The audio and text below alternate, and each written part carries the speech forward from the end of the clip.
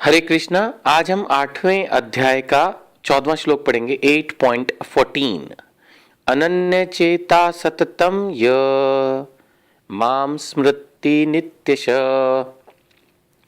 तस्य अहम सुलभ पार्थ नित्ययुक्तस्य योगिन। श्री भगवान कह रहे हैं, हे अर्जुन, जो अनन्य भाव से निरंतर मेरा स्मरण करता है उसके लिए मैं सुलभ हूं, क्योंकि वह मेरी भक्ति में प्रवृत्त रहता है। श्रील प्रभुपाद हमेशा इस बात पर स्ट्रेस करते थे कि हमें अनन्य भक्ति करनी चाहिए। यही बात इस श्लोक में भी आ रही है सामने।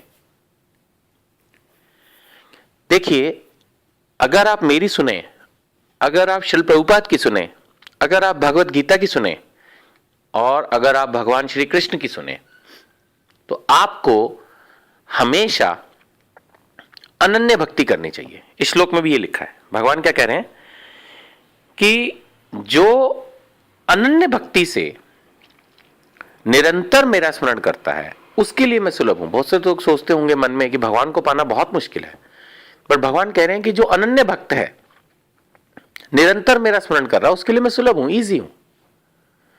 प्रॉब्लम हमारी ये है कि हम भगवान की अनन्य भक्ति नहीं करते। जरा सी कोई प्रॉब्लम होते ही हम सोचते हैं कि चलो लॉर्ड शिवा के पास चले, दुर्गा जी की पूजा करें, शनि देव को जल चढ़ाएं, सूर्य देवता की पूजा करें, पीपल देवता के पास चले जाएं। ये सभी देवता हैं, मैं मना नहीं कर रहा, बट अनन्य भक्ति करनी होगी, तब भगवान की प्राप्ति होगी। हो सकता है कि आपके मन में भगवान के धाम जाने की ना हो, आप बोलो मेरे को नहीं जाना, मेरे को स्वर्ग में जाना है। तब भी भगवत गीता की तरफ से मैं आपको यह संदेश देना चाहूंगा कि अगर आप स्वर्ग ही जाना चाहते हो तो उसको प्राप्त करने की जो विधि है उसमें अनन्य रूप लगाओ। ठीक है, आपको मान लेते हैं कि अप्सराओं के साथ ऐश करनी है, सोम रस पीना है, खुलेआम नहीं बोल सकते, इस बात को मन में है, तो उसके लिए स्वर्ग जाना होगा। भगवान के धाम में तो इस तरह की नॉनसेंस नहीं है। तो लेकिन फिर स्वर्ग जाने का जो रास्ता है उस पर फोकस करिए, एक ही चीज पर। ये तो भौतिक जीवन में भी कहा जाता है। अभी थोड़े दिन पहले ही मैं एक स्टोरी पढ़ रहा था, बड़ी कॉमन सी है लेकिन थोड़ा आपके साथ शेयर कर रहा हूं कि एक आदमी को पानी की तलाश थी। उसने कुआं खोदा 40 फुट, पानी नहीं मिला। दूसरे आदमी ने उसको सलाह दी कि थोड़ी दूर पर वहां पर खोद, वहां पानी तुझे अवश्य मिलेगा, लेकिन 40 नहीं 60 फुट खोदियो, पानी जरूर मिलेगा। उसने उस व्यक्ति की सलाह से जाकर 60 फुट पानी खोदा, मतलब कुआं खोदा, पानी नहीं मिला। तब एक पुजारी आए, उन्होंने कहा कि नहीं, मंदिर के पास फलां फलां जगह जाके खोद, लेकिन मेहनत करना, 100 फुट खोदना, पानी जरूर मिलेगा। उसने उसकी सलाह पर 100 फुट पानी खोदा, मतलब कुआं खोदा, लेकिन फिर भी पानी नहीं मिला। वो निराश होकर घर आ गया और उसने अपनी पत्नी से ये बात शेयर की कि आज 3 जगह मैंने पानी प्राप्त करने के लिए कुआं खोदा, लेकिन पानी की प्राप्ति नहीं हुई। तो उसकी पत्नी ने कहा कि तुमने एक जगह 40 फुट खोदा, एक जगह 60 फुट खोदा, एक जगह 100 फुट खोदा, टोटल 200 फुट खोद के भी पानी नहीं मिला। अगर तुमने एक ही जगह 200 फुट खोदा होता तो किसी भी जगह खोद दिया होता, पानी अवश्य मिलता।